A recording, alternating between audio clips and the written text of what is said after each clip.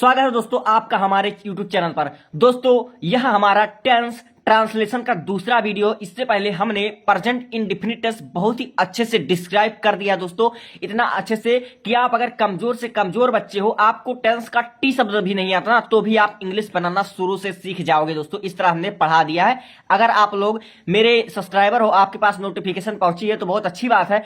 Otherwise अगर आप मेरे सब्सक्राइबर नहीं हो तो आप इससे पहले का वीडियो चेक कीजिए, बहुत ही अच्छे तरीके से हमने आपको समझा रखा है। ठीक है, तो ये हमारा है ट्रांसलेशन। ठीक है, अंग्रेजी बोलने का डे 2 है, तो इसको हम शुरू करते हैं। हमारा टॉपिक क्या है? Present continuous tense. तो देखो दोस्तों, प्रेजेंट कंटीन्यूअस टेंस क्या होता है? प्रेजेंट कंटीन्यूअस टेंस वह टेंस होता है जिन वाक्यों में किसी काम का लगातार होना पाया जाता है। जैसे मैं खेल रहा हूं, मैं खाना खा रहा हूं, राम अभी पढ़ रहा है, यानी कि कोई काम लगातार हो रहा है, तो उसे कहते हैं प्रेजेंट कंटीन्यूअस टेंस। ठीक है, इन वाक्यों की पहचान क्या होती है दोस्तों? इन वाक्यों की पहचान यह होती है कि जिन वाक्यों के अंत में रहा है, रहे हैं, रही हैं आदि शब्द आए, उन्हें प्रेजेंट कंटीन्यूअस टेंस कहते हैं। जिन वाक्यों के अंत में रहा है, रहे हैं, रही हैं आदि शब्द आता है, उन्हें प्रेजेंट कंटीन्यूअस टेंस से इंडिकेट करते हैं। अब इनको ट्रांसलेट करने के लिए कुछ रूल्स होते हैं और कुछ फार्मूले होते हैं जिनको आपको फॉलो करने, बस 1-2 रूल है। देखो दोस्तों, जो हमारा फर्स्ट रूल है, ही, सी, इट एक वचनकर्ता के साथ इज का प्रयोग होता है। ठीक है, इसमें हेल्पिंग वर्ब के रूप में ही, सी, इट एक वचनकर्ता के साथ इज का प्रयोग होता है। और दूसरा जो हमारा रूल है, आई, यू, वी, दे बहुवचनकर्ता के साथ आर का प्रयोग होता है। ठीक है दोस्तों, अब हम इसका अफर्मेटिव देख लेते हैं दोस्तों, स्ट्रक्चर इसका देख लेते हैं।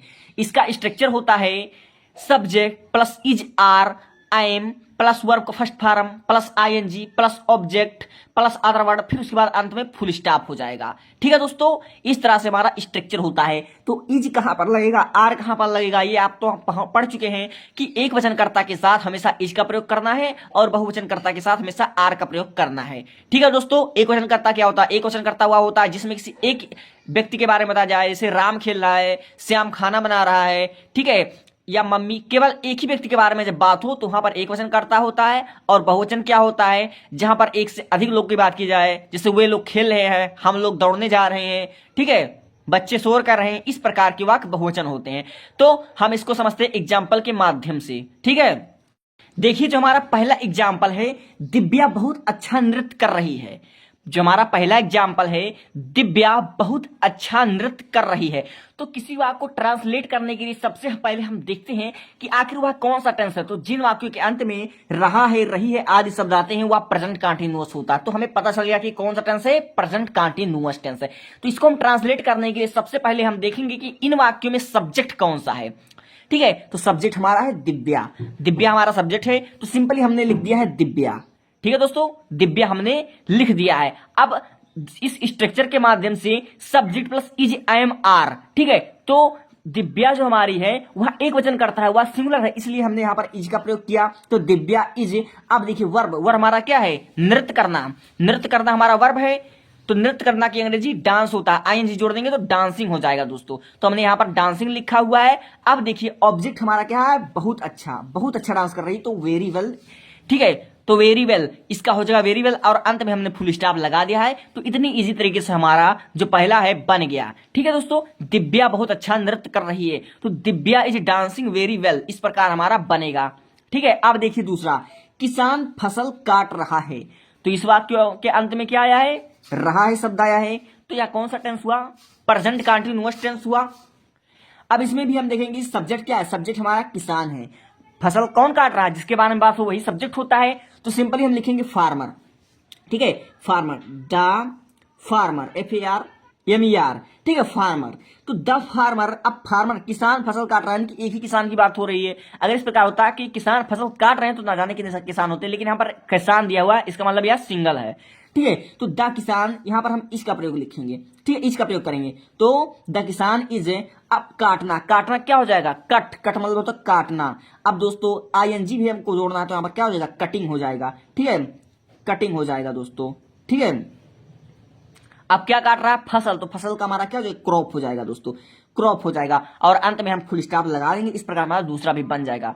किसान फसल काट रहा है, तो the farmer is a cutting crop.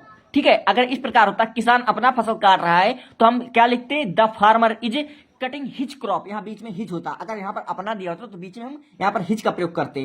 ठीक है, अगर इस प्रकार होता कि किसान फसल काट रहे हैं तो यहाँ पर हम लिखते the farmer are cutting crop, इस प्रकार हम लिखते, हमारा बन जाता। ठीक है, अब अगला देखिए, बच्चे शोर शराबा कर रहे हैं, इसका हमारा किस प्रकार बनेगा, बच्चे शोर शराबा कर रहे हैं तो अंत में रहा है शब्द आया, इसका मतलब यह कौन सा टेंस हुआ, प्रेजेंट कंटीन्यूअस टेंस हुआ। ठीक है, अब यहाँ पर बच्चे यानी कि बच्चा नहीं बहुत सारे बच्चे हैं तो यहाँ पर हम सिंपल लिख देंगे द चिल्ड्रन। ठीक है दोस्तों, द चिल्ड्रन हम लिख देंगे, यहाँ पर बच्चे यानी कि बहुत से बच्चे हैं कर रहे हैं, शोर शराबा कर रहे हैं तो यहाँ पर हम आर का प्रयोग करेंगे। ठीक है दोस्तों, आर का प्रयोग करेंगे। अब देखिए शोर शराबा, शोर शराबा का अंग्रेजी क्या होता है, make a noise, make a noise मतलब तो शोर शराबा या शोर करना, तो यहाँ पर मेक अ नॉइज तो हम लिखेंगे, मगर यह कौन सा टेंस है, कंटिन्यूअस है, इसलिए यहाँ पर आईएनजी जोड़ेंगे तो यहाँ पर क्या हो जाएगा, making a noise, MEKING, making NOISE noise. ठीक है, मेकिंग अ नॉइज तो अंत में फुल स्टॉप लगाने, इस प्रकार हमारा बहुत अच्छे से बन जाएगा। ठीक है, तो उम्मीद करता हूं आपको यह तीनों समझ में आया होगा, इस प्रकार हमारा बनता। और दोस्तों अंत तक बने रहिए, आप इसका सब कुछ जान जाएंगे। अब हम बढ़ते हैं निगेटिव की तरफ। अब सिंपली ये भी देख लेते हैं निगेटिव वाला।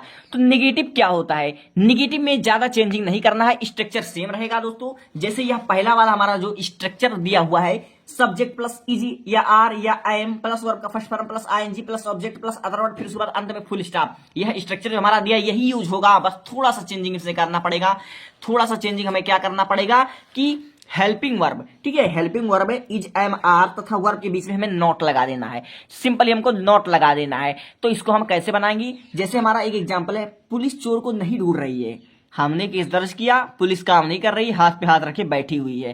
ठीक है, तो देखिए इसको ट्रांसलेट करने के लिए सबसे पहले हम देखेंगे कौन सा टेंस है, तो हमें अंत में क्या मिला, रही है मिला, रहा है रही है मिला, तो यह प्रेजेंट कंटीन्यूअस टेंस है।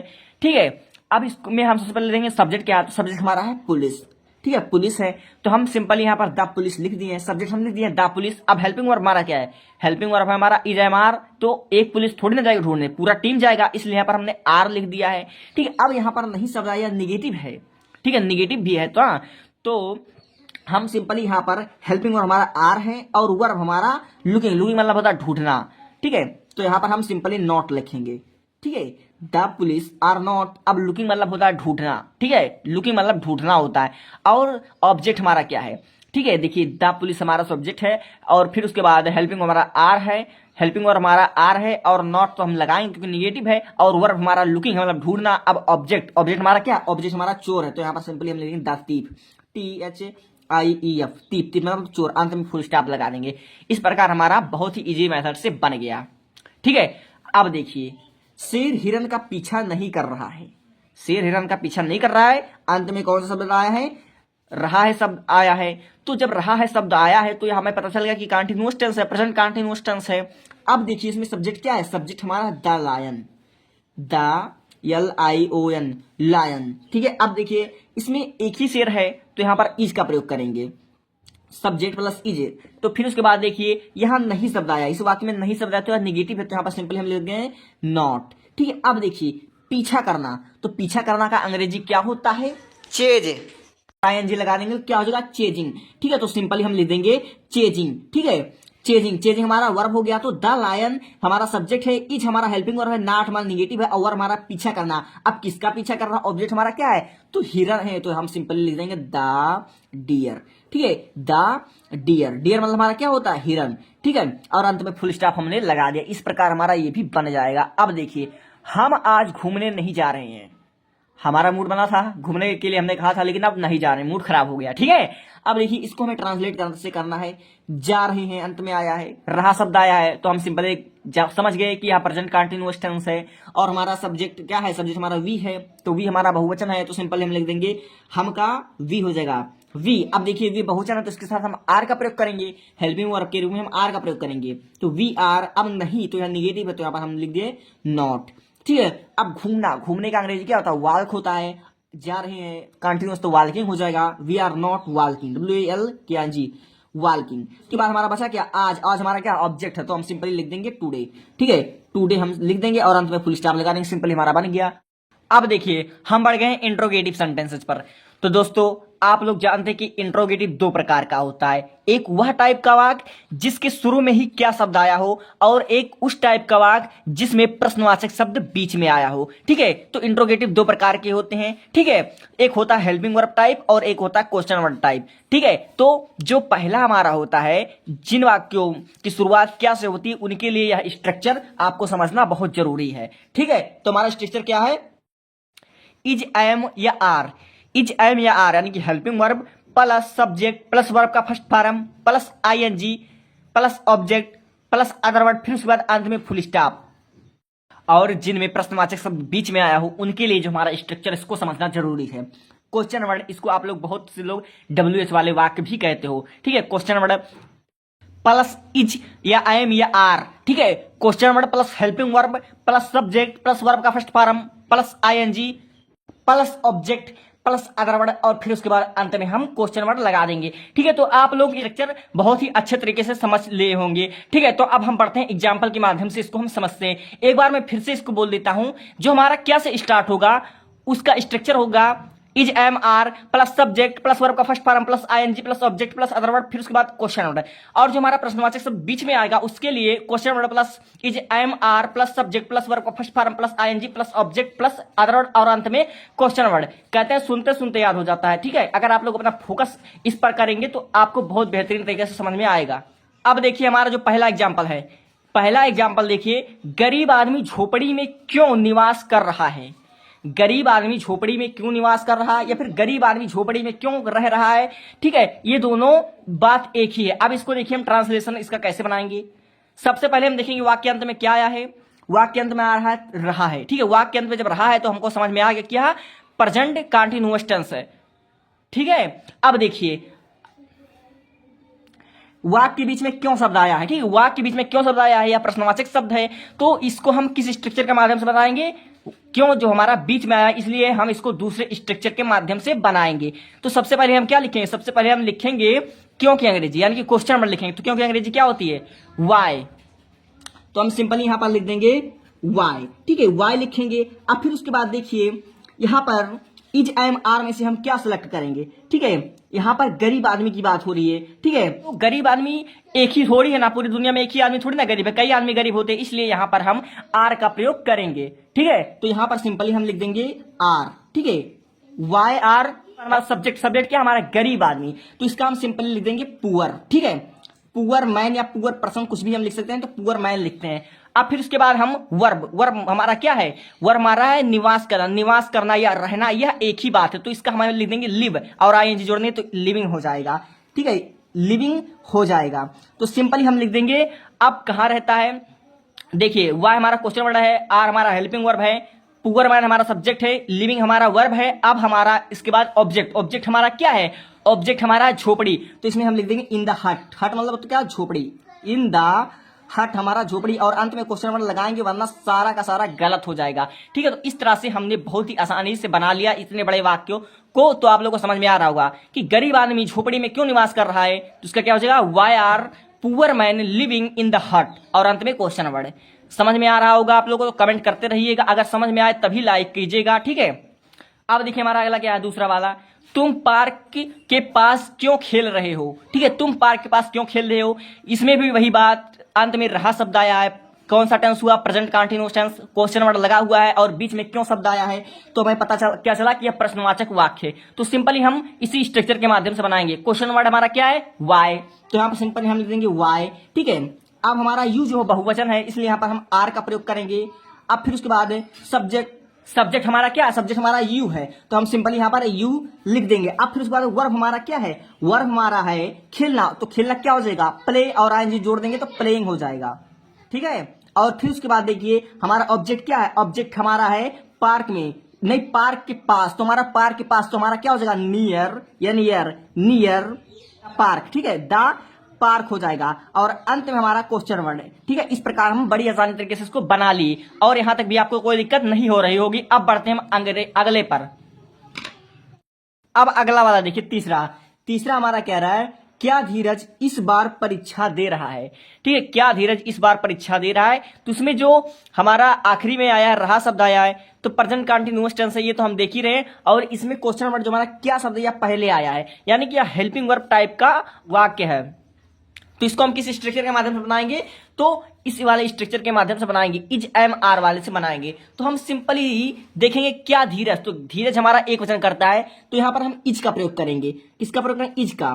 तो इज, अब देखिए सब्जेक्ट हमारा क्या है, धीरज। ठीक है, धीरज, तो यहां पर हम धीरज कैपिटल लिखेंगे, DHIRAJ, धीरज। ठीक है, इज धीरज। अब देखिए वर्ब क्या है, वर्ब हमारा है एग्जाम दे रहा है। तो एग्जाम देना क्या होता है, टेक एग्जाम। ठीक है, टेक एग्जाम। तो यहां पर हम क्या लिखेंगे, ING जोड़ेंगे तो टेकिंग एग्जाम। ठीक है, टेकिंग एग्जाम।